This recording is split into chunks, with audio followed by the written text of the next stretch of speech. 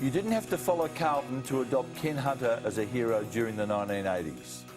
No one in the game was braver in a brutal era, and precious few were his equal in aerial battles. He was rewarded with 3 flags in his first 7 seasons with the Blues.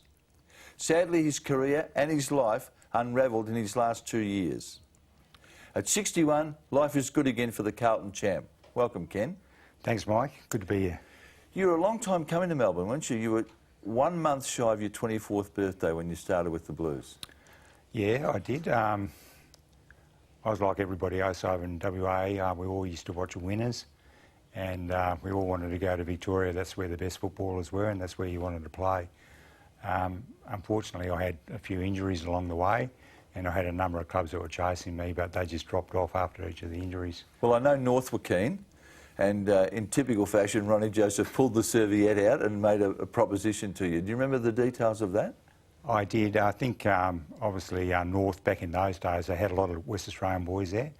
There's Barry Cable and Ross Glendenning, Kevin Bryant, Graham Melrose, Johnny Burns, and we used to watch them on the winners. And Ron Joseph came over. He was interested in signing me up or talking to me. And we went out for dinner, and he offered me a contract written on a serviette for 3 years. What were the numbers, Ken?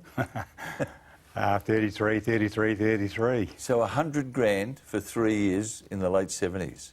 Yeah, it was a lot of money back then. I think I was probably, I don't know, on about $10,000 a year at Claremont at the time. So it was apart from the money, it wasn't about the money, it was more about getting to Victoria and playing there. So why did North drop off? Well, I had my jaw broken for the 3rd time in a state game, and I'd ring them up and they wouldn't return the call. So, really? Well, back in those days you didn't have mobile phone or only had fax or ring the office. But you know, I had a bit of bad luck with those types of injuries early on, so I guess they just didn't think I was able to, play at that level. 3 broken jaws in what, 18 months? Would have been about 18 months. So, but back in those days, Mike, all the paper and all the media said I was too reckless, too crazy, and I should give the game away. But I was like only 19 at the time, and my career was just starting. I didn't want it to end. Now, Mel Brown, was he your first coach at Claremont? Mel Brown was my first coach, and I was very grateful that he was the one that gave me my first game. It could be very intimidating, Mel, but he was brought to Claremont because we were probably considered a bit soft at the time, and he certainly toughened the place up. He had a Richmond background, a Richmond link. Did he try to get you to Punt Road? He did. I think he would have liked for me to go to Richmond, but because of all the injuries, and I think at the time Richmond just thought I was too skinny and they just weren't interested in halfback flankers. A couple of your famous teammates were boys by the name of Phil and Jim Cracker. Yes. You had a falling out with Jimmy, did you not, when you were a teammate? Look, I mean, a lot of people have said that, but, when Jimmy and Phil Cracker first burst on the scene in West Australian football, they brought a lot of people back to the game. They were absolutely brilliant. I've never seen 2 more brilliant players, brothers, Indigenous players, that just took the football world by storm, and they were Jimmy and Phil. Jimmy was a competitive little bugger, and Phil, he had some real sense of humour about him, and had some great one-liners, and so I liked him a lot.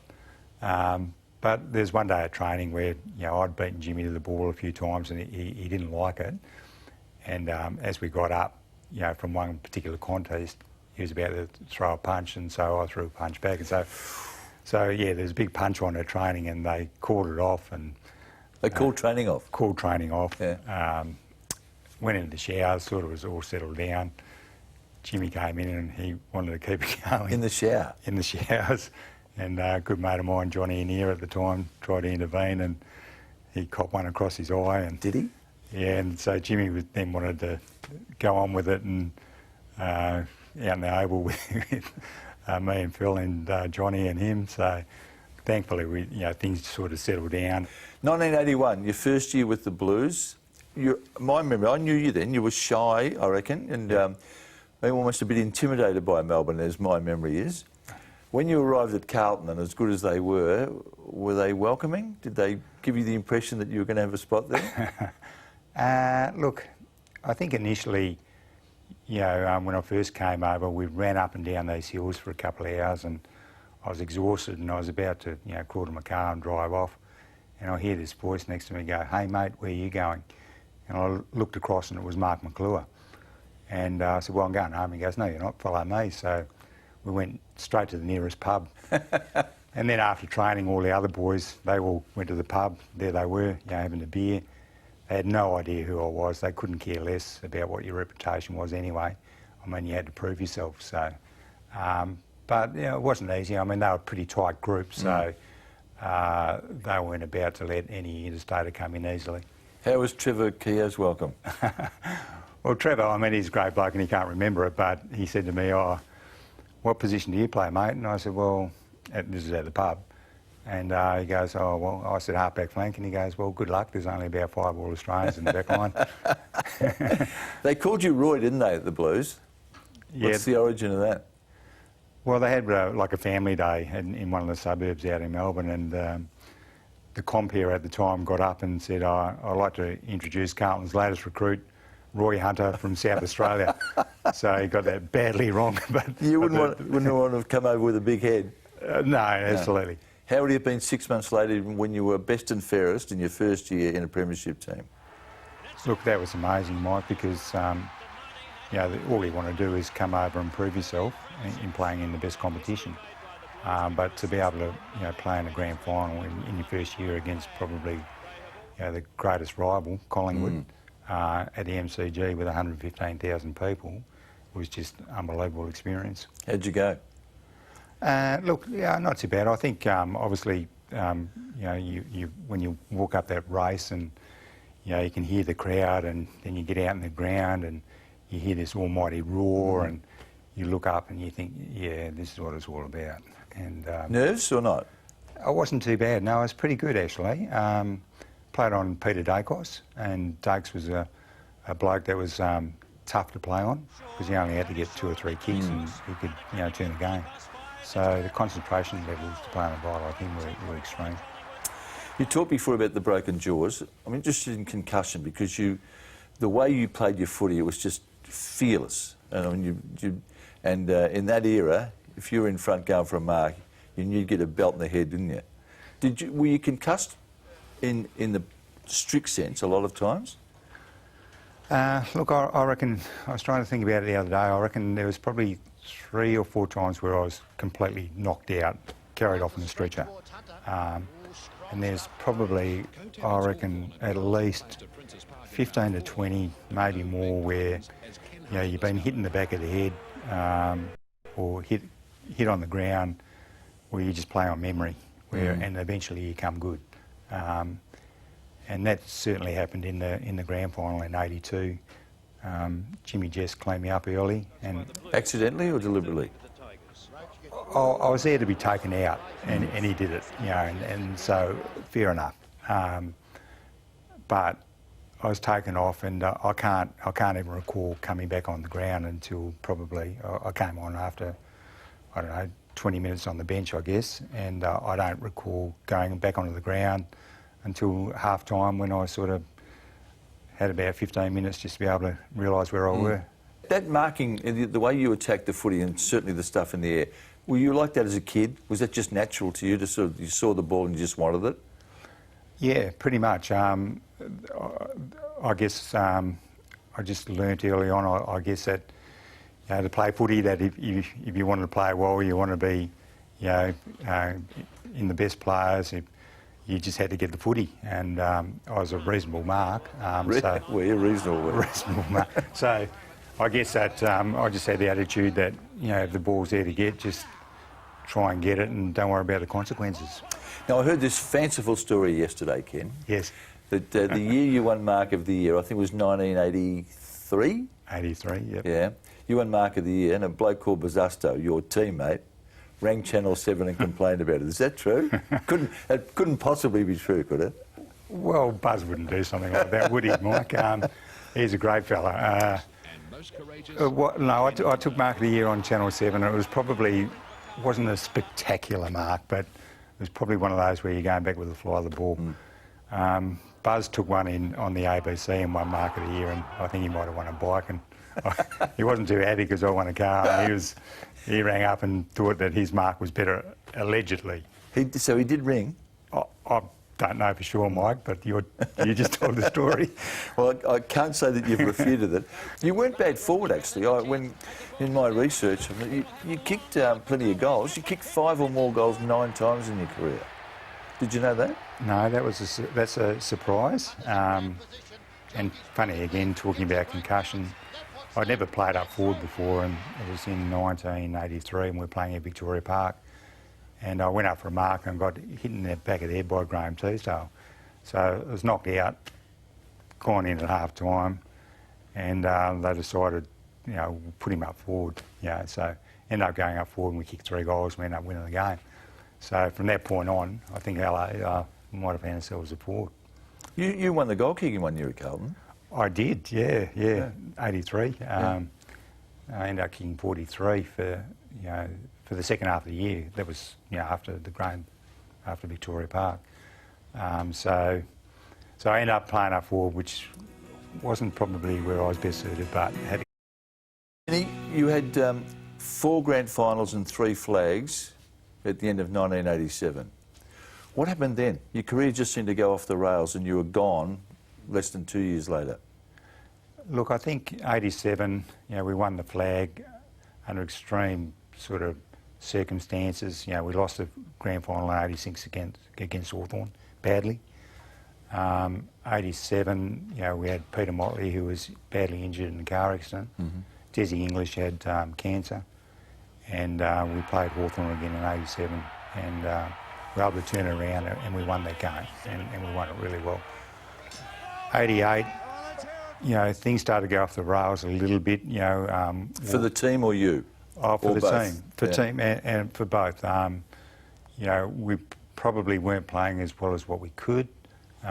Wolsey was getting frustrated, and I think he started to take that frustration out on the players. Wolsey, in his younger years, I think it's fair to say he was brutal, occasionally bordering on bullying. That style didn't suit you, did it?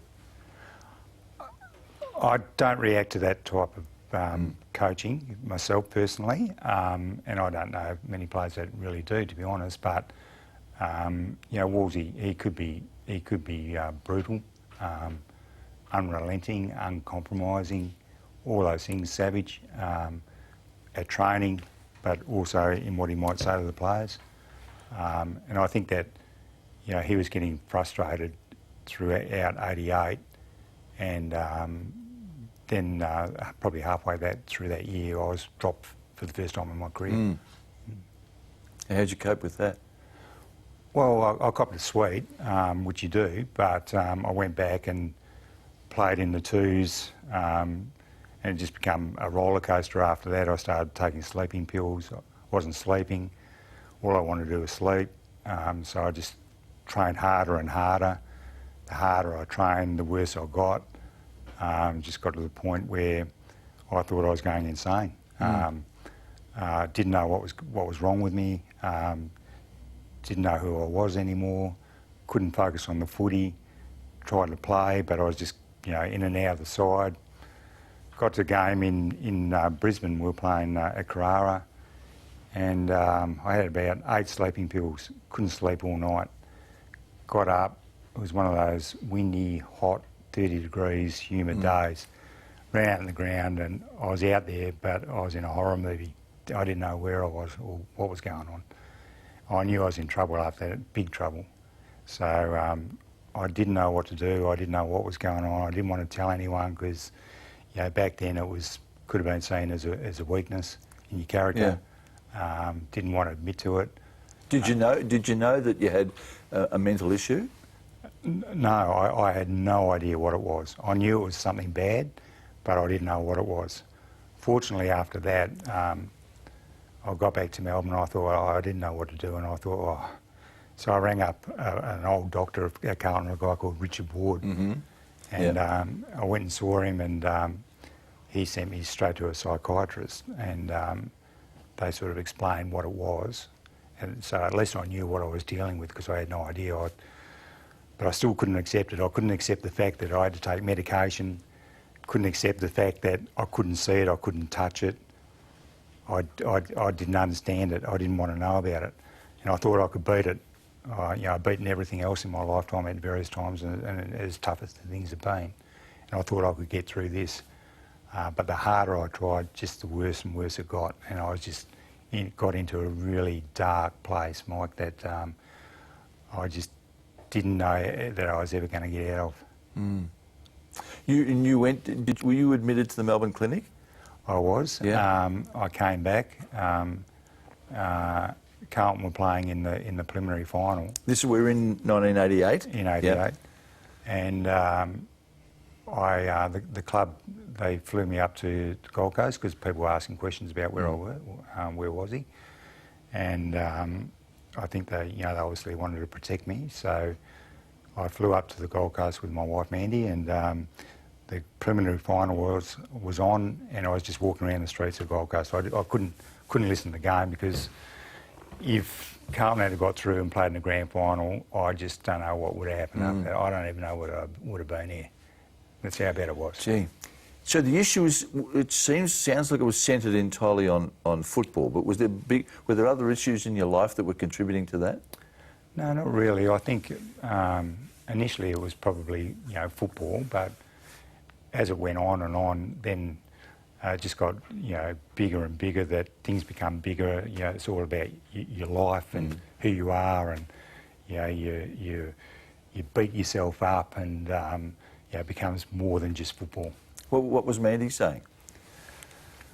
Look, she was obviously really concerned, and we'd only been married for a year, and when all this happened, so I certainly wasn't the bloke that she married, and she had no idea either, and she was really, really concerned.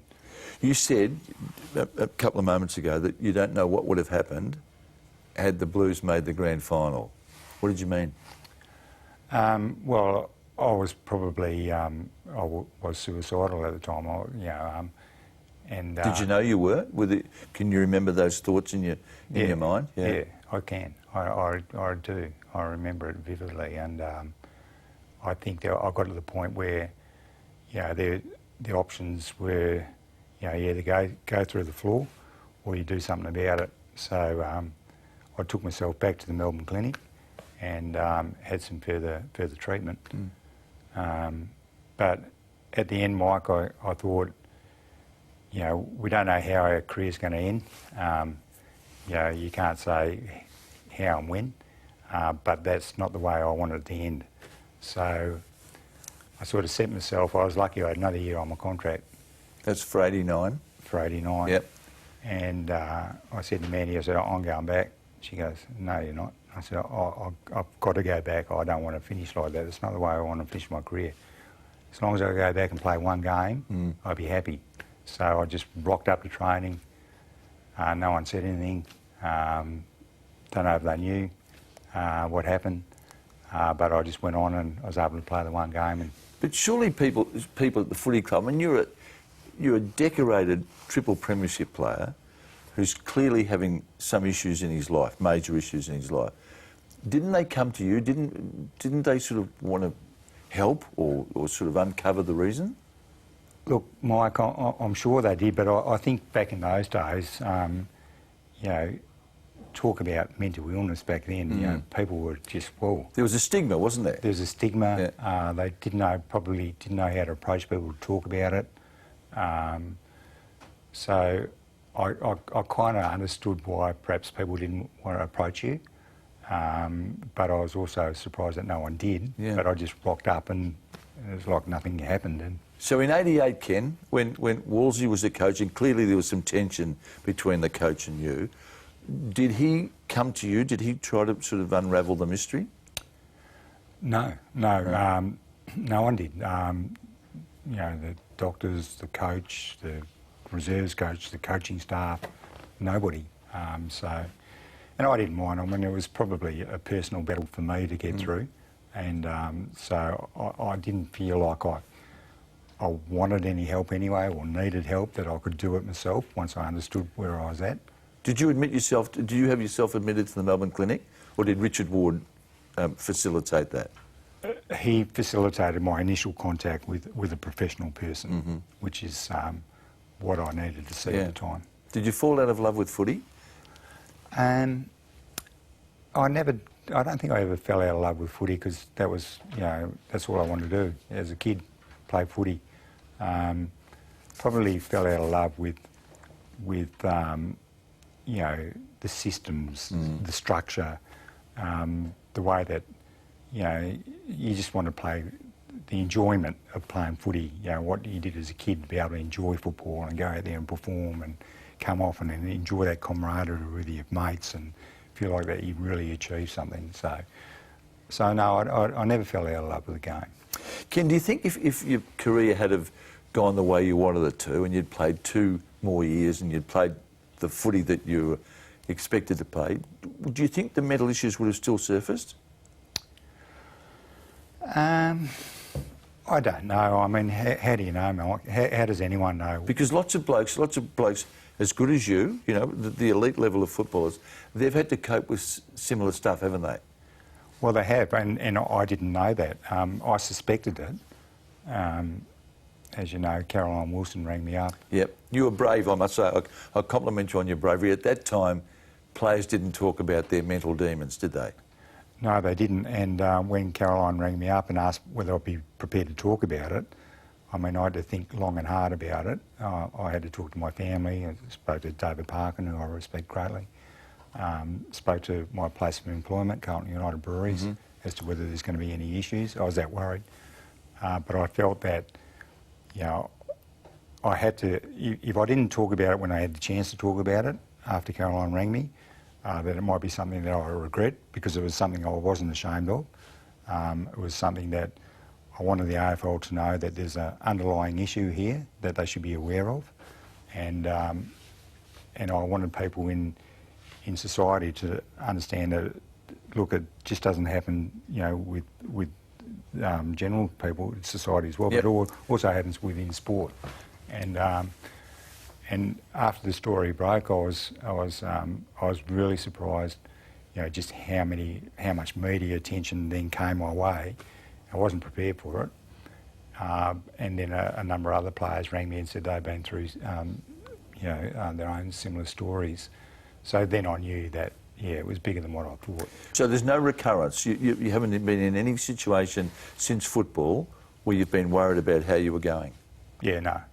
I've been, fortunately up to this point, very lucky. I mean, well, not lucky, but I haven't had any signs of any further depression. Medication? No medication either. So I've been, not to say that it couldn't happen. I mean, it could happen to anyone, and statistics will tell us that. But no, I've been good. I mean, it's like anybody else, you get sad, and sometimes maybe if I'm not sleeping well, I might get a bit anxious, but that's about it. Carlton's big on reunions, as the old Carlton is entitled to be, given they won so many flags. When you and Wolsey cross paths there, are you okay? Look, we are. Look, I've seen Wolsey a few times at different functions, but once again, we've never really sat down and spoke about what happened through that period. And would you like him to? Look, well, I always thought that we might at some point in time, but we just haven't got around to it. Ken, here's a photo that'll bring back a few nice memories for you, and a good haircut too. I was wearing a wig there, Mike. 87, you played forward that day. Yep. The third of the flags. Yep. At that point, did you think it was just going to go forever? Did you think there was any hint to you that it mightn't go for another 4 or 5 years? Look, at the time I thought I had a few years left in me. I've always been pretty honest, I think, with my football. I've never really got ahead of myself. I've always been honest about it. And I after the 87, I thought I still had 2 or 3 years left. I always ask brave people this question. Now, talking about bravery, Wolsey said that you and Gary Crane were the 2 toughest players he ever saw play the game. He said your bravery was scary. Was there ever an occasion on a football field that you were tentative or worried about where you were going? Yeah, there's some tough boys out there at different times. I'll tell you one bloke, I guess, that you always knew that was around. Not that he got me at any time, but playing in the back line, you always knew that Dermot Burton was around. Yeah. Yeah, He'll love this. You could, and I like Dermot. He's a good bloke as well, and but you could certainly, you knew he was around, and you could feel his presence. And he never got you? Never got me. No, I don't think he. Probably had a chance a few times. He would have had a lot of respect for the way you played footy. Well, look, Hawthorn were a great side back then, and they had some great players, and we used to have some great games against them. Dipper and Dermot and Tucky and all those guys. You didn't give him any lip in '87, did you, when Reece Jones was stitching him up? No, I didn't. I was up the other end, but Reece played a great game that day, and I'm really glad for Reece that he won the Norm Smith, and so he hasn't. I mean, because he could really play footy, and people probably just remember him more for the times that he got reported. But he was a great player, Reece, and to win the Norm Smith on that day was a credit to him. You're still doing some work with an old teammate of yours in Kenny Sheldon. What are you doing? Well, Kenny, I've been retired for a couple of years, and he said, well, what are you doing? And I said, well, not a great deal. I've been travelling with the missus. And he said, well, let's get out and do some work. So we've been doing some coaching and mentoring for corporates, Mike. So that's been keeping us pretty busy. So what's the thrust of your message? If we called you into Fox to address the troops, what is the theme? The theme for me, well, there'll be a lot of themes, but I think the message would be that if you are having difficulties, please go and talk to your doctor, talk to your friends. Early intervention is the best. Talk to somebody and you can get through whatever you're going through. Is that a lesson you learned the hard way? Did you talk to enough people in your situation?